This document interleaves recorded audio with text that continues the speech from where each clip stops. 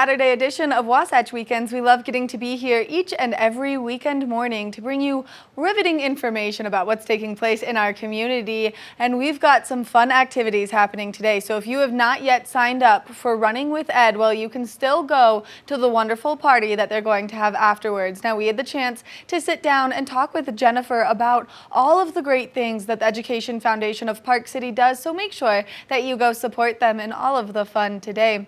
Now, coming up in the show, not only are we going to be taking a look at that local weather forecast, we're going to be doing some delicious cooking in the kitchen with Tracy Miller from Colorful Cooking. But then, have you ever thought about creating a career out of being a YouTube star? Well, we're going to introduce you to a wonderful family who did just that and let you know how you could maybe take those first steps into becoming YouTube famous. So make sure that you stay tuned for the next hour of Wasatch Weekends. This is our hour-long edition, so we've got a lot of wonderful things taking place. We're going to take a look at that local weather forecast right now. This weather report is brought to you by Sun and Ski Sports, your new mountain sports headquarters.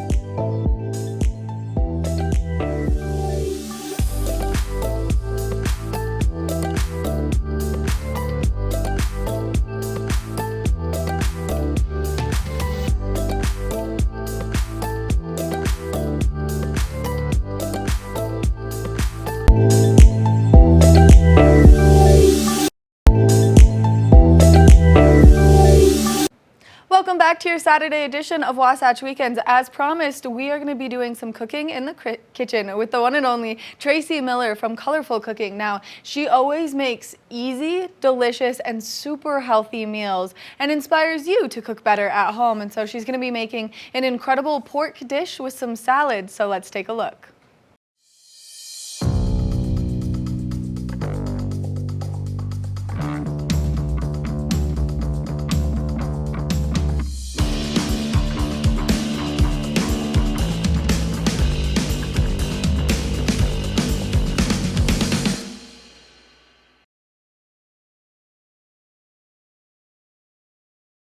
So what we're going to do is we're going to start off with the peach sauce. And when we do this, we need to get a pan. And I have a nonstick pan here, and we're going to talk about nonstick pans in a moment. But I have my nonstick pan, and I'm going to put just a little bit of oil in the bottom. And I have about a half a cup of onions that I've already diced up. So I'm going to let my pan warm up just a little bit. I've got it kind of cranked too at a medium heat. So as you can see, the oil is just starting to get a little glossy and maybe a little bubbly. And typically that's when your oil is going to start to be warm enough to put your veggies in there or whatever you're starting to cook. My nonstick pan is going to, of course, spread the oil around because you hardly need any. See that? See that nice little wreath, that summertime wreath?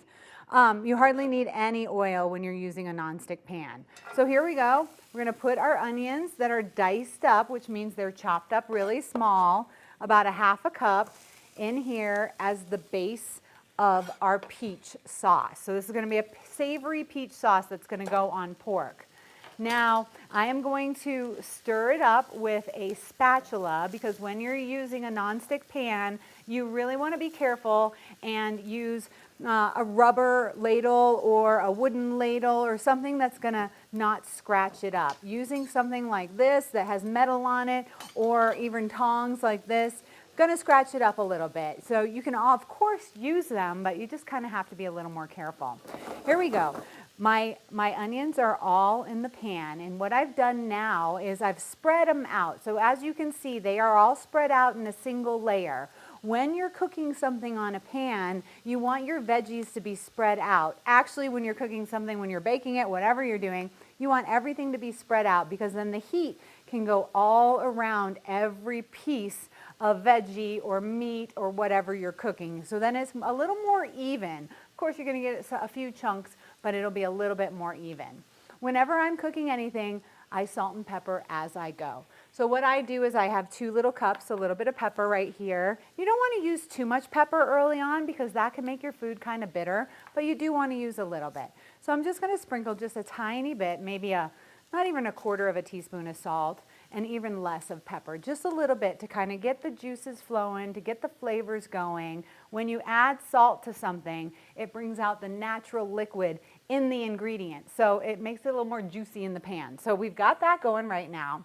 I'm going to let that simmer for just a little bit, probably like 7 or 8 minutes. So I'm going to turn it down a little because I had it on medium. I'm going to turn it down to a medium low. So the fresh peaches that I have are a little bit hard today, which is okay. It's actually nice when you're cooking with hard peaches because they don't get as mushy. So you're going to either get some fresh peaches today or you're going to get some canned peaches. We will kind of talk about the canned peaches at the end of cooking this sauce if that's what you have. But if you have fresh peaches, then look for ones that are a little bit harder if you're going to cook them. If you want to peel them, and I highly suggest that you peel these because what happens is when you cook them, the skins kind of fall off and they get a little chewy anyways. So when you're about to peel a ripe peach, and really folks, I'm throwing the dice today on this one because this peach is not very ripe at all. So what I'm doing is I'm going to score it. So you're going to score it in like 4 different areas. See, and I can already tell it's like, that skin's pretty stuck on there because this is not that ripe. But you're just going to kind of cut it all the way through. And then you're going to pop it into boiling water. Now this is something you also do when you want to take the skin off of a tomato. So again, we pop it in boiling water. We're going to start seeing those edges kind of fall apart from the skin in the boiling water. So we're going to let that boil for just a couple of minutes while we go back to our sauce. And here we go. We've got the onions are starting to like caramelize up just a little bit. When things caramelize, that means they get brown spots on them. Don't be too scared of those brown spots because those have a lot of flavor if you catch them at the right time. So if I let this kind of sit there, I'm borderline right now. I could burn my onions pretty quickly, or I could start adding some more ingredients to this. And what we're going to do is we're going to use cornstarch in our sauce today. And cornstarch is going to give it be a thickening agent. Now, cornstarch is one of the easiest thickening agents, in my opinion, that we can use. Used in a lot of like Thai food and Chinese food to make the sauces thicker. A lot of times when you want to thicken your sauce, you make a roux, and that's typically with butter and flour, and you stir it around really nicely, and then you add some juice. Cornstarch, it makes it just a little bit easier to work with it. But the only thing, when you are putting some kind of flour, and I'm going to turn this down a little because I'm at the risk right now, is if you can see that, of burning my onions, and I'm taking too long for the next step. So I'm going to turn it down just a little, and I'm going to use just about a tablespoon of cornstarch. And what I'm going to do is I'm going to lightly sprinkle it all over my onions, okay? So we're going to just like give it a little bit of a coating there. And then we're going to stir it around very gently. And see, I should not be using the spoon, right, folks? Because that's metal and I'm on a nonstick pan. So we're going to stir this around. And this is the really important step when you're working with any kind of flour or cornstarch or anything like that. You need that flour and that cornstarch. You need that dry ingredient to melt into the onions. Now, if you can see, our onions kind of have a creamy effect right now. I have some brown sugar that I'm going to be adding to this. And it's kind of old, so it's a little hard, but it'll be perfect in the sauce. So I'm going to add about a tablespoon of brown sugar. I'm going to add a little ginger, and I'm going to add a little bit of water. And then we're going to crank this up, okay? So we're going to kind of boil this sauce a little bit right now and let that all dissolve together and thicken up with the cornstarch. If you wanted to use a chicken broth or a veggie broth, that would give it a little bit more flavor, but this has a lot of nice flavors in it right now because it has the ginger and the brown sugar. And then we're going to be putting peaches in it. So as you can see, the sauce is kind of starting to thicken up a little bit. Looks really good, actually. We're gonna season it with salt and pepper, and then I'm actually just gonna turn it off for right now. So let's put a little more salt and pepper on this. See, ooh, see it getting all bubbly like that? That's some good brown sugar stuff right there. Sugar can burn, so you have to be careful. The smell is really good. Turn it off, remove it from the heat if you're not ready to put your peaches in right now, turn it off and remove it from the heat. Now let's take a look at what's going on with this peach now that we have been boiling it in the water, because it does look like it's starting to be removed. So as we take a look at this, you can see where I scored it, and then the skin is starting to come off a little bit. Not enough, because it's not a very ripe peach. When you have a really ripe one, you're gonna have that skin is just gonna start to fall off. But what we're gonna do now is put this back in the water, because I'm having a hard time, and I might have a hard time the whole time, but I'm having a hard time pulling that away. Really, it should come away really easily. So pop that right back in there.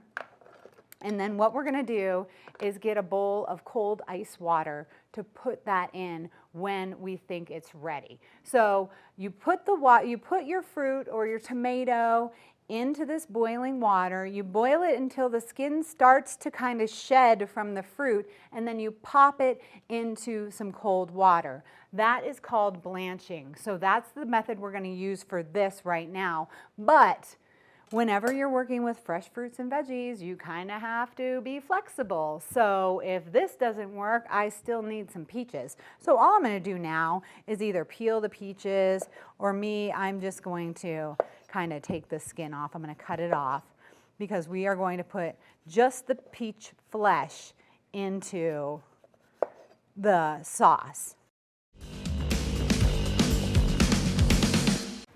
Getting started in the kitchen is making me hungry first thing this morning, and so make sure that you stay tuned, as we're going to be checking back in with Tracy a couple more times throughout the next hour to really help you get inspired to make this delicious meal. We're going to take a short break, and when we come back, we've got more of your Saturday edition of Wasatch Weekends.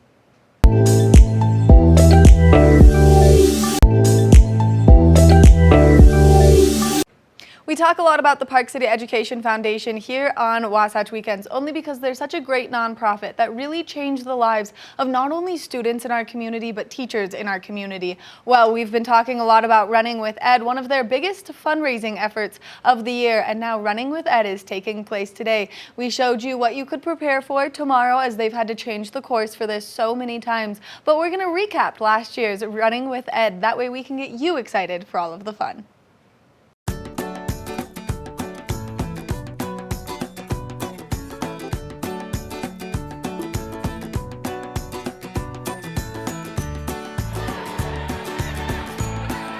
Hi, my name is Jennifer Billow. I'm the Associate Director with the Park City Education Foundation, and we are the ones who put on Running with Ed. Running with Ed is Park City's favorite relay race fundraiser, and it is a fundraiser for the Park City Education Foundation.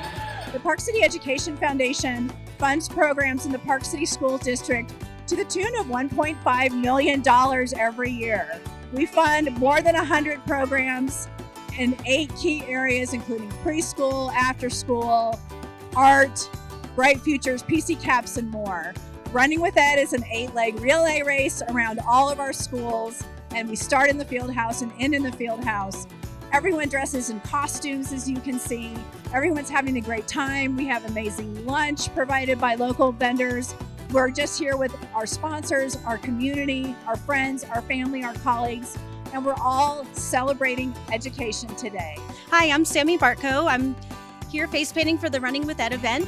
Super excited, been doing it for many years now. And I feel it's a great opportunity to go ahead and raise money for Park City Education. Super fun to see the runners come in and all their outfits, and just a really fun, great event. Hi, I'm Abby McNulty, President and CEO of the Park City Education Foundation. Today we're here at Running with Ed, my favorite event of the year, an opportunity for the entire community to come together to celebrate our amazing teachers and schools that we all love in Park City. The Park City Ed Foundation raises money through this event to help all students reach their academic and lifelong potential. This is where our community rallies around our educators, our students, and our schools. If we have learned anything in the last 2 years, is that our schools and educators are critical to making sure that our families are successful, our community is successful. McMullen School went with the theme of zombie We're teachers. zombie teachers, so we're tired. After 2 years of COVID, we are a little bit exhausted, but we're still alive. We're here for our students and we're here for our community. Our costumes represent a little bit of our battle wounds. I'm not a teacher, but I play one on TV. Actually, I am a teacher. 5th grade at Trailside, and the whole crew is from Trailside with me, so woo! It really is astonishing the generosity of our community in supporting the Park City Education Foundation and our students, teachers, and schools. So I want to thank everyone for all of their support. We hit our goal of $320,000. We are so excited this year because it is our first year back in full force running with Ed. We had to cancel in 2020 because of COVID. Last year in 2021, we had a very modified race, much shorter, no start and finish at the field house.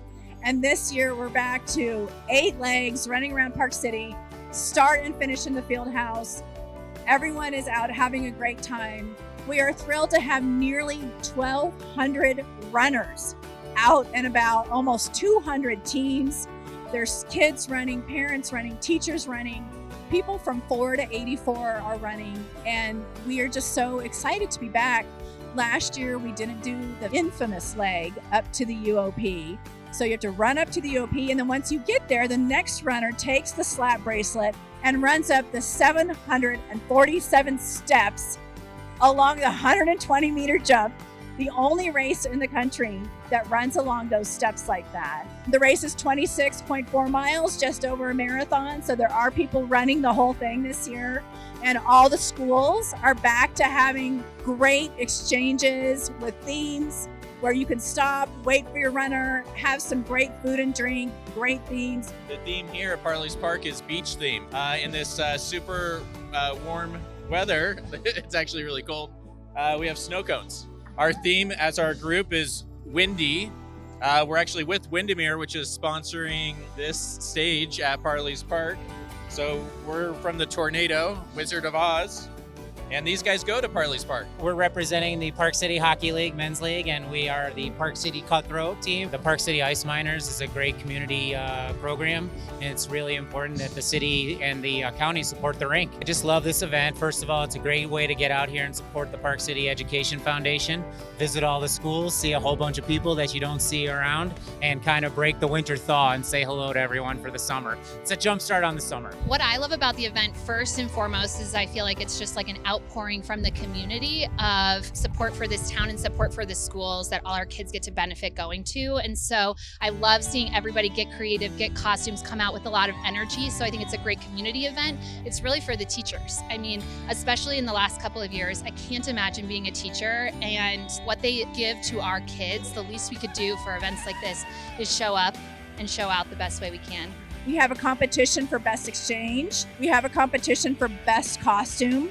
And then, of course, there's also a competition for the schools who registered the most people, and that is the Park City Mountain Grant. And then, of course, we have the famous or infamous Chesley Trophy for the top fundraiser.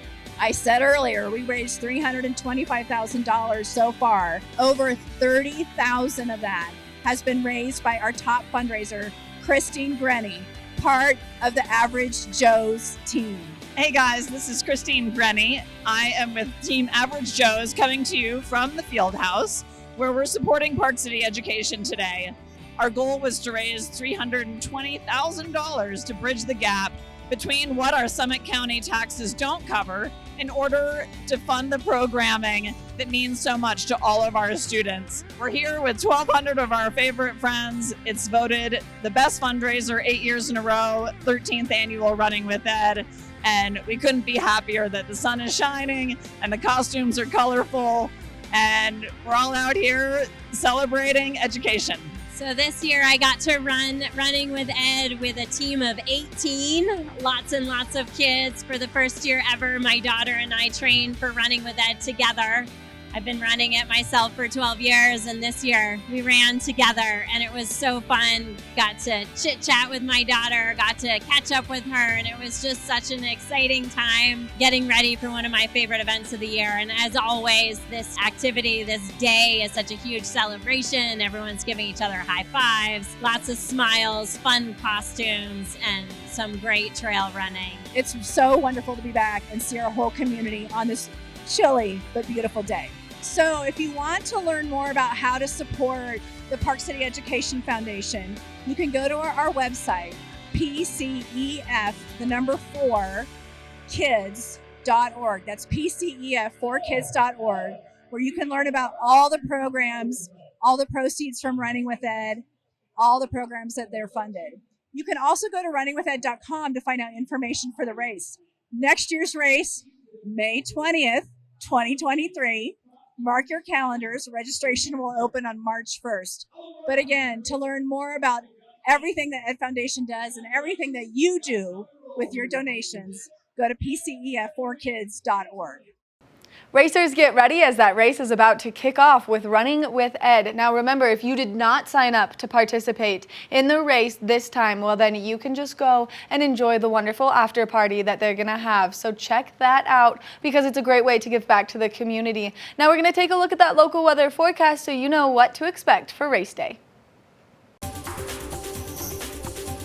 This weather report is brought to you by Sun and Ski Sports, your new mountain sports headquarters.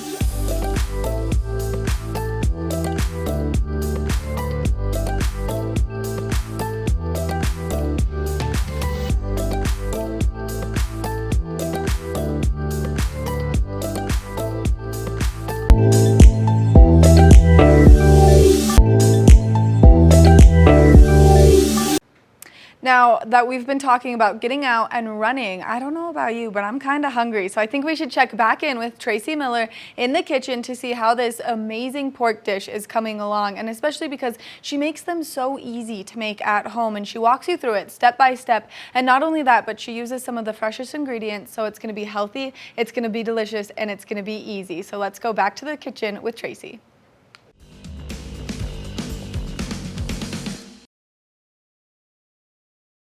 So then just cut your peaches in little julienne slices, and a julienne slice would be something like this, where you take your piece of whatever you're cutting and you just cut it into thin strips. So we're going to cut that right there. And also sometimes when you're working with fresh fruits and vegetables, these could be a little more sour than they normally are when they're at their peak. So you might have to add a little more sugar. You'll always have to adjust. I'm just going to pop these right into the sauce for now that is turned off. I'm going to stir it around a little. There we go. That's kind of a nice gooey sauce right there. So those peaches are going to start to warm up a little bit. We'll turn that back on once we get really close to getting our pork all together. But right now, let's move on over to the pork tenderloin. Oh yes. This is one of my favorite cuts because it is pretty much as lean as can be. So if you're looking for something really healthy, then a pork tenderloin. Always remember when it was called, I mean, you probably don't remember because it was like my mom's time when they started calling it the other white meat, but that's really what it is. It's very low fat, it's very high protein, it's really, really good for you, and it's super quick to cook. A lot of people get scared cooking their pork. They're afraid they're going to overcook it, or they're afraid they're going to undercook it and you're going to get salmonella. But really, it's easy to cook it to a nice temperature, and 145 is that temperature. Okay, so here we have the pork. These are pork tenderloins. This piece right here is called the silver skin, and that is a piece of fat that typically I just like to cut right off. A lot of people don't, especially if you are grilling it. You might not want to cut it off, but me, I'm kind of like, picky about all the fat on my meat, so I cut most of it off. So let's just trim this up a little bit. You can kind of get like under a piece of the fat and then just pull it off. Hold it up like that, see that? Cut underneath. And then we'll get this big piece off right here. And get that all cleaned up. Okay, so now I have another frying pan, which I have on a, I'm gonna crank this one up a little bit because we are gonna add a cold, I've had this pork sitting out at room temperature for probably about 15-20 minutes now, which is typically what you wanna do whenever you're cooking some meat like this. So you have your meat out at room temperature, because what happens is if you pull it right from the refrigerator, it's cold, and then you want to put it in a hot pan. It's like, ah! So you want to kind of warm the meat up a little bit. Same with steak, same with chicken breast, same with pork, same with pretty much everything. Fish, let's not say the same with fish. Let's just say the same with these meats. Okay, so I'm going to medallion this right now, and what that means is I'm just cutting it into small, round pieces, so it's going to be really easy to cut. I mean, really easy to cook. We're going to do about a 1/2 inch. Okay, so make sure you have a really sharp knife. Hold your knife like you really got it, and then just cut these pieces. All righty. And what we're going to do is we're just going to season this with salt and pepper. Really, really simple. Get all of these pieces cut. You know, at the bottom you're going to get like some weird pieces, so you just figure that out. Cut them however you think they're going to cook the best. Usually they have a little more fat right there. All right, now we have all of our pork medallions. So this is basically a medallion right there. That's what a medallion is. So if you ever go out to eat or somebody's like, oh, I'm going to medallion that today, this is what it means. It's just like a nice piece that's even and kind of small. All righty. Now we have to season our meat, and you always want to season every single side of your meat. When I'm cooking big like filet mignons or something like that, I make sure I get every side, like all the sides and all 4 sides. These are a little smaller, so they might be easier. So I'm going to flip them over and just season every piece. When you're flipping them over, like sometimes I just like to, rub those sides so that they get a little seasoning on them as well. You'll definitely notice a better flavor if you properly season everything that you're cooking. Salt and pepper is really my favorite spice. Okay, so we've got the pepper on there. Now let's get the salt on. And depending on your dietary restrictions, you might not want to add that much salt. I'm going to put some oil in the bottom of this pan. Feels like it's warming up already. I can just feel it with my hands. But I am going to crank it up because my meat is somewhat cold, and my pan, I want everything to sizzle when I put it in the pan. So right when I put this pork in, I want it to sizzle. So let's see, I don't know, maybe, ready? Oh yeah, see, we got a little sizzle. So now I'm just going to put all of these medallions in here at a medium-high heat because we are putting a lot of pork in here. And that's going to bring the temperature of the pan down a little bit. And we want to get a sear on one side so that it's absolutely delicious. This is not going to take very long at all to cook. After you work with raw meat, you really need to wash up your hands and your cutting board. So let's take a quick break. Keep an eye on this. If your break goes more than 4 minutes, flip over your pork. But if not, we'll be right back to flip that pork over.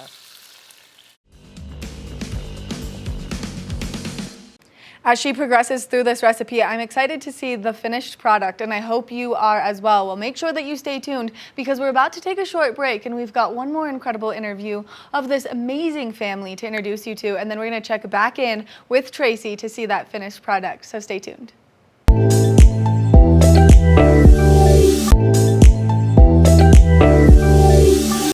Sometimes we're really lucky to chat with incredible families, and this one is just that. So I've got the Hollinsworth family joining me to give some information about Gracie's Corner. Good morning, guys. Thank you so much for taking the time to chat with me. Good morning. Thank you. Now, you guys are the creators of Gracie's Corner, so I'm going to have each one of you introduce yourself and what you do for Gracie's Corner. I'm Javoris, also known as Dad. I'm the songwriter and writer, I guess executive producer for Gracie's Corner. And I'm Grayson, and I'd say I'm the Voice. She's the voice behind all things Gracie's Corner.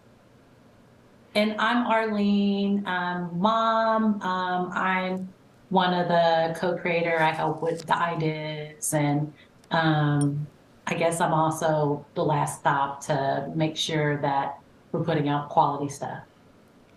Which is so cool that you guys do this as a family. And so this YouTube's impact report is what we're talking about, and how Gracie's Corner has made its way through the charts on the YouTube channel, because you guys do such a good job and you produce such fun content, and especially if you have kiddos at home. And so according to this report, it's a great way for people to start making a living through YouTube. Has that been your experience so far?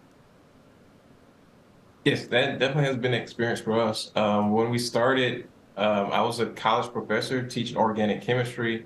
My wife is a psychologist, and she was also teaching. But as the channel continued to grow, it became difficult to juggle that as well as YouTube. So, but the channel grew to a point where I was able to leave my job and do this full time. So it's definitely made a great impact.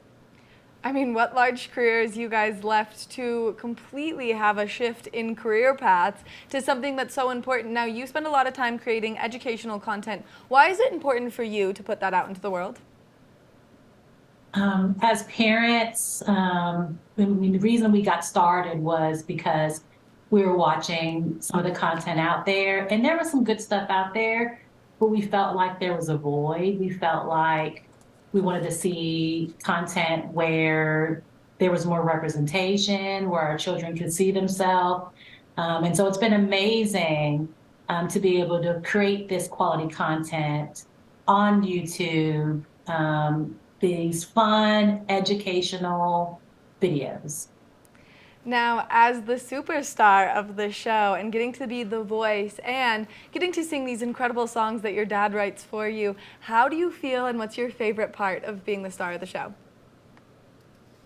that I have this wonderful family, and that I get to record with my favorite dad, and it's just been great. Now, as you guys created Gracie's Corner, what was really the inspiration behind kind of doing the first episode and then watching it grow throughout the years? The inspiration, I mean, she was a big piece of the inspiration.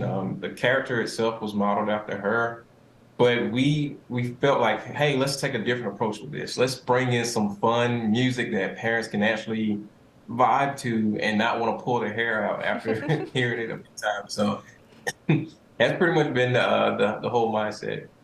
Which I think is so important, especially because some of those songs that kids do love get very repetitive, and you guys are doing such a great job of giving an outreach to not only the kids, but the parents too, because your show really helps, I mean, new parents kind of go through those learning curves that you see throughout raising a child. Now, if people are interested in maybe creating their own YouTube page, if you guys had a piece of advice to give them to get them kickstarted off the ground, what would it be? I would say first, just have a really great idea that you're passionate about, that you're invested in, and go ahead and make that content. But you have to be persistent, you have to be consistent, because it does take time. We ourselves didn't begin to really see growth in our YouTube channel until after year one. And so that's why the persistence is one of the most important things, as well as creating quality content. Now, since you guys have been doing this channel for quite some time, did you see yourself growing at this rate and making it your full-time career? No, I did not see that. Honestly, there's a lot. Honestly, I didn't see. Like recently, we were nominated for NAACP Image Award, and in our category, we were up against Disney and all of these big major production companies, and to be just this family operated YouTube channel at that level, it's just been mind blowing to see this whole thing and the feedback we've gotten from parents. Now, if people want definitely to mine. find Gracie's Corner, they just go to YouTube and they type in Gracie's Corner and they can see all of the incredible episodes that you've made over the years, correct? Yes. Yes, that's correct. And do you guys have any other social media platforms where people can check out Gracie's Corner? Yes, you can find us on TikTok, on Instagram, on Facebook, and on Twitter. I want to thank you guys so much for taking this time to chat with me, sharing all this great information, and what a cool aspect with your psychology degree to bring that in, so that way you can really help people better themselves as well. Thank you so much for all the hard work that you guys do. Thank you. Thank you. Make sure that you check out the Hollinsworth family on YouTube, and that way you can see Gracie's Corner and see all of the incredible things that they do, because they have made this a full-time career for themselves, and you can do that too. So the YouTube report is something that you're going to want to check out. The YouTube's impact report is something you're going to want to check out. We're going to take a short break, and when we come back from the break, we've got more of the show, so stay tuned.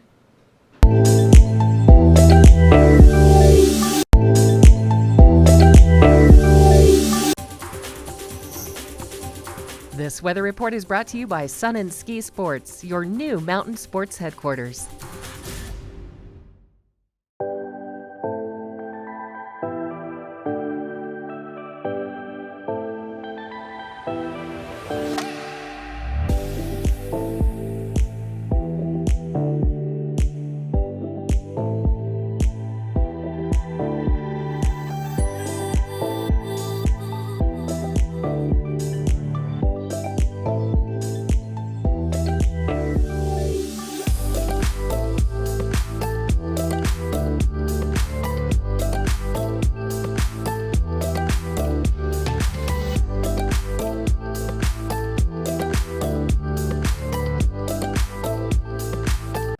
It's that time where we're going to go back into the kitchen. We're going to wrap up this recipe. We're going to show you all of the little finishing pieces that you need to create this at home. Now, you can find colorful cooking right here, where you can get inspired to make so many delicious recipes with Tracy Miller. So let's go back to the kitchen.